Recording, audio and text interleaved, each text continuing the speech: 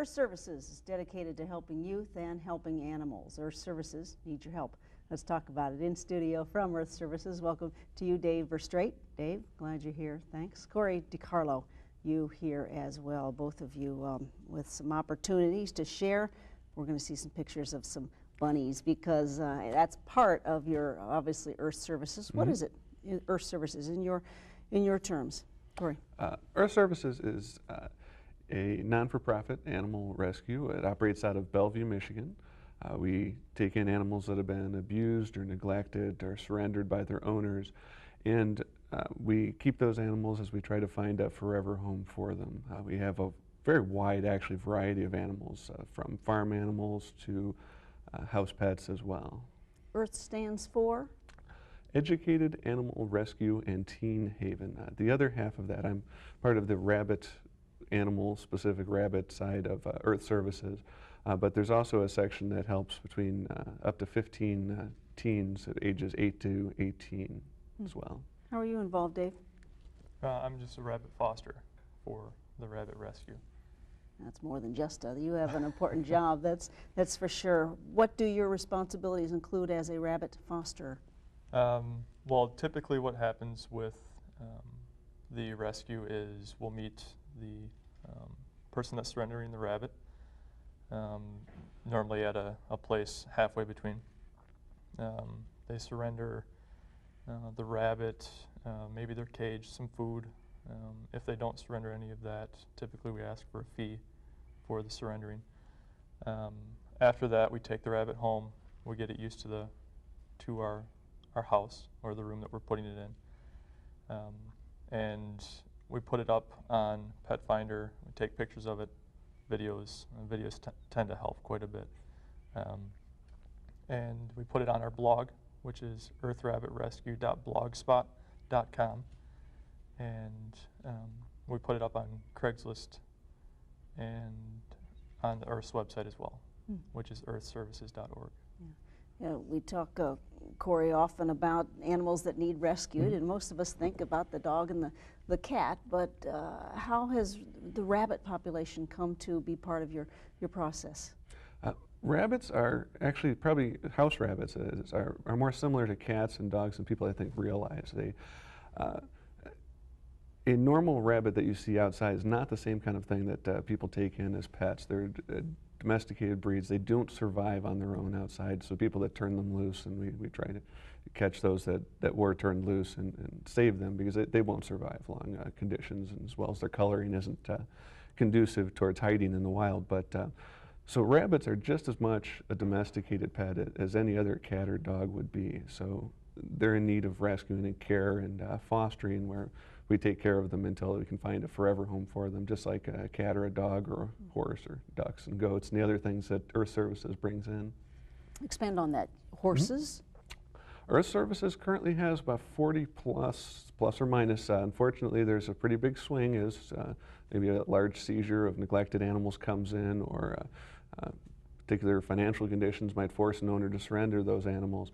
So there can be a pretty large number of animals, and horses are just one of the large number of different types of farm animals and house pets that Earth Services takes in. And is everything under the umbrella of Earth Services under a foster care home, or is there an actual physical spot? You mentioned Bellevue. The main location is in Bellevue, Michigan. That's Mike Terpennering's facility, where he has the director. The director, yeah, he's the director of Earth Services, and he has the majority of the animals there on site with him. But there's also a pretty good network of foster families that are taking in pets into their own homes or in their own farms or their other area. At his actual facility, I didn't count the times I've been there, but there's probably about 100 animals of different types. Back to you, Dave, and the rabbit, the bunny. Give me a little 101. How long do these domesticated rabbits live? They can live up to 10 to 12 years, typical time of a cat or a dog. And as many societies will do, they'll present the rabbit with a spay or neuter issue. Is that something that is required when I adopt from you? Yes, we currently don't have a vet to spay and neuter our rabbits before we adopt them out, but we require that the person that's adopting spay or neuter 30 days or up to 30 days after adopting the rabbit. And that's very important because the female rabbits, if they're not spayed, I believe, is it 80%?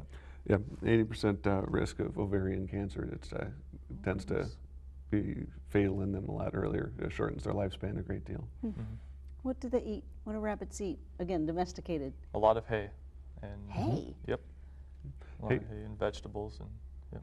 Hay is the primary. They need a fresh source of grass hay, non-alfalfa hay, as well as fresh vegetables, leafy vegetables, that sort of thing. The common perception of them, probably by just different people's exposure to rabbits, is they eat mostly pellets. And the pelleted food is actually not good for them after they're 1 year old or older. It's just too much nutrition. It leads them to be grossly overweight and shortens their life. What kind of families are you looking for? Who do you need to adopt your rabbits? What's an ideal, or who's doing it? Yeah. Well, the ideal home, the very specific part of it is it has to be a home. It has to be inside the house. You can have, people have put rabbits outside, but what that results in is their lifespan drops from 9 to 12 years to about 1 to 2. Rabbits live, typically you can tell right away when you ask somebody, oh, you know, how long did you have your last rabbit? And they say, oh, about 2 years. And it's, oh, well, they were kept outside, unfortunately, in the elements. And domestic rabbits just don't survive that long term. So we want someone who can take them in the house and who's willing to keep them full time for their full lifespan. And yet you're an interim, Dave, with your fostering. How does this work? Again, you're pretty much on call, and you continue to tend to their care, but yet you'll surrender if a person's ready for adoption?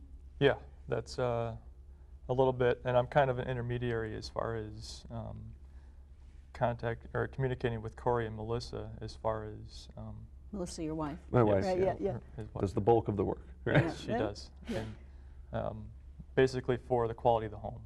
What's the person like when I meet them, when they come to see the rabbit? And a lot of the initial communication as well is directed through me as the rabbit foster, and then I communicate as far as what's the rabbit's personality, what does it do, what does it chew up, that type of thing. I'll get back to that in just a second. Cages, what kind of cage does one need, and does that come with an adoption?